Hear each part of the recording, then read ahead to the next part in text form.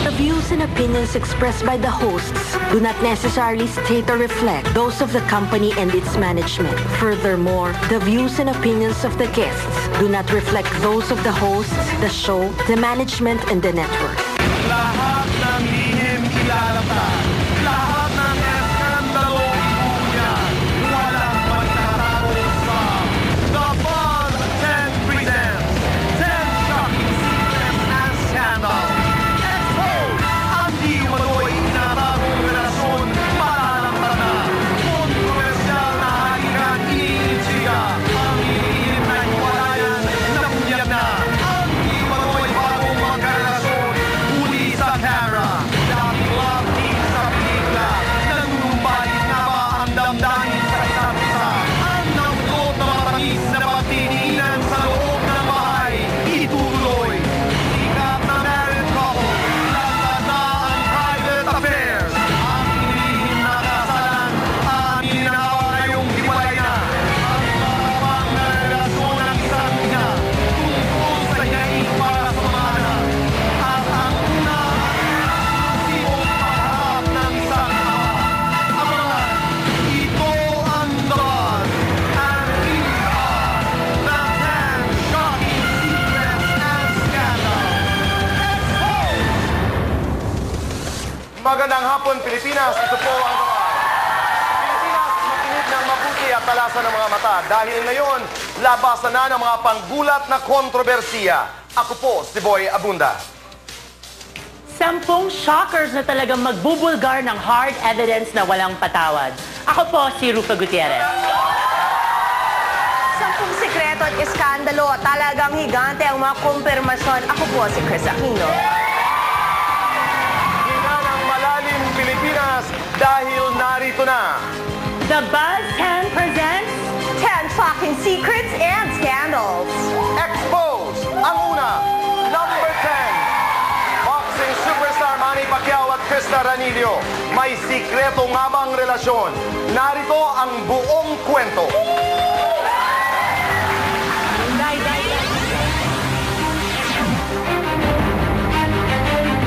Nagsimula ang lahat sa isang networking website. Director-actress na si Gina Alahar, inilantad sa kanyang Facebook status ang isang malamang mensahe na tila umuugnay sa boxing superstar na si Manny Pacquiao at kay Krista Ranillo, anak ng aktor na si Matt Ranillo III. Ano ang dahilan sa biglaang pagpapangalan ni Gina Alahar kina Manny at Krista?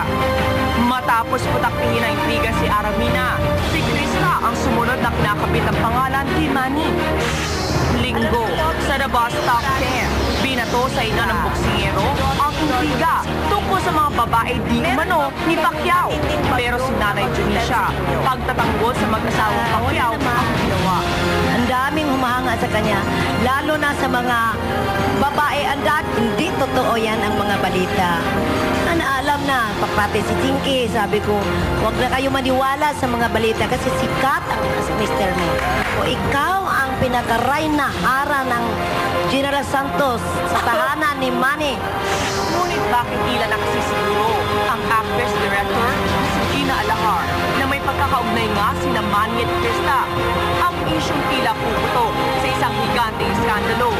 Nasa number 10 ng shocking secrets and scandals. Krista Ranillo at Manny Pacquiao. May sikretong ugnayan nga ba? Sa isang pelikula magkasama ngayon sina Manny at Krista. Ito'y katumbas ng kwento ni Ara at Manny noong 2007. Nasa pelikula rin nagkasama at inintriga. Ngunit, dininay ng sexy actress. May relasyon ba kayo ni Manny Pacquiao? Wala. Ayon sa mga nag-oobserba, pawang publicity lang daw sa pelikula ang naglalabasang balita tungkol kina Ara, Krista at Manny. Ngunit, di tumigil ang daloy ng intriga. September 2009, Philippine Star, ang shocking na detalye. Nakitang magkasama sa isang flight papuntang Hong Kong at pabalik ng Pilipinas, sina Manny at Krista. Ayon kay Ricky Lo, umamin sa kanya si Krista na totoong nakita niya si Pacman sa Hong Kong. Pero, aksidente lang daw ang pagkikitang yon sa isang mall. Patunay ng aktres, ang mga kaibigang kasama niya sa pamamasyal doon. Nagkasabay rin daw si Manny at ang grupo ni Krista sa eroplano sa kanilang pagbabalik bansa.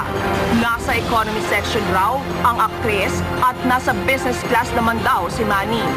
Paglapag ng Maynila, niyaya pa raw sila ni Manny na sumama sa kanila sa VIP line. Pero tumanggi raw si Krista. Sunod namang inoffer ni Manny ang kanyang sasakyan upang sabay na silang pumunta sa isang birthday party. Sa pagkakataong ito raw sila nakita na magkasama ni Manny Pacquiao. At ayon kay Krista, I have nothing to hide. I'm not guilty of anything. Tahimik ang kampo ng boyfriend ni Krista na si Direk Dominic Zapata. Ayon naman sa ilang sources, hiwalay na raw ang direktor at ang aktres. Kasabay nito, ang kolum ni Lolit Solis na naglabas ng intrigang sa panahon ng ensayo ni Pacquiao sa Baguio di umano. Naroon si Krista na sweet daw ang pakikitungo kay Manny. Sa kolum ni Mario Bautista, maging sa Ondoy Relief Distribution ni Manny, naroon daw na nakaalalay si Krista at naroon din ang ama nitong si Matt Ranillo III. At ngayon, patuloy ang intriga habang nasa Las Vegas si Pacman. Isang shocker ang tumambad. Ayon sa manager ng aktres na si Arnold Vergafria, nasa Las Vegas din daw si Krista Ranillo. Ngunit, hindi tinukoy ng manager ang pakay nito roon. Samantalang lumabas naman sa isang showbiz website na pati raw buong pamilya ng aktres ay nasa Las Vegas din. I think they became good friends.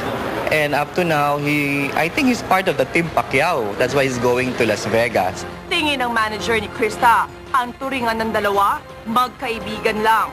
He said they're good friends and they're going out together as a group. Ngayon, ano naman kaya ang pinanggagalingan ng biglang pagbubulgar ni Gina Alahar ng sinasabing ugnayan ni Manny at Krista? 2001, naghiwalay sina Gina at ang asawa nitong si Michael De Mesa. 2002, sa kolum ni Emmy Abuan sa Filipino Star ngayon. Sa presko ng isang pelikula, hiningan si Krista ng linaw tungkol sa napabalitang relasyon raw nito kay Michael De Mesa na kaagad pinabulaanan ng young actress. Ito lamang ang pagkakataon sa media na nagkaroon ng link sina Gina, Michael at Krista. Upang mabigyang linaw at matulukan na ang lahat ng spekulasyon, sinubukang kontakin ng The Buzz si Krista. Ngunit walang sagot sa kampo ng aktres. Your mom is in Las Vegas right now and your dad also. Yeah, my so they mom could and have... dad. Anong balita? Well, she's there talaga daw. Who's there? Krista and her It's family. also in Las Vegas. She's with also in Las Vegas her family. with her family. So yun ang alam ko. I'm not sure exactly where she's staying, but I think she's staying at the Luxor. But I'm gonna double check pa rin. Luxor is where si Chris Angel, di ba? Nagmamagic. Yes. Yes. Oo. O tapos, so Ayun lang. So yun ang alam ko. Oh, ikaw, boy. Siyempre, It's hard. Kasi lahat ng pinag-uusapan natin ay hypothetical.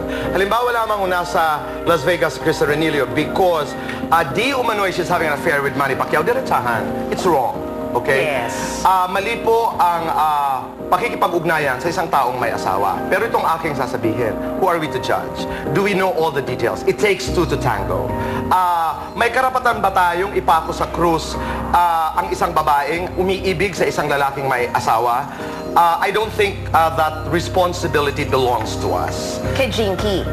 I think kay Jinky at sa Diyos. Hindi, kay Jinky Diba? kasi, katextan Jinky's ko siya. there. Yeah, she's there. Yeah, and I asked her, Mare, parang hindi kita napansin. I was watching it live. Tapos sinabi niya, nakunan daw siya near the locker room. And then I asked, are you okay? Sabi niya, mag-uusap kami after the fight.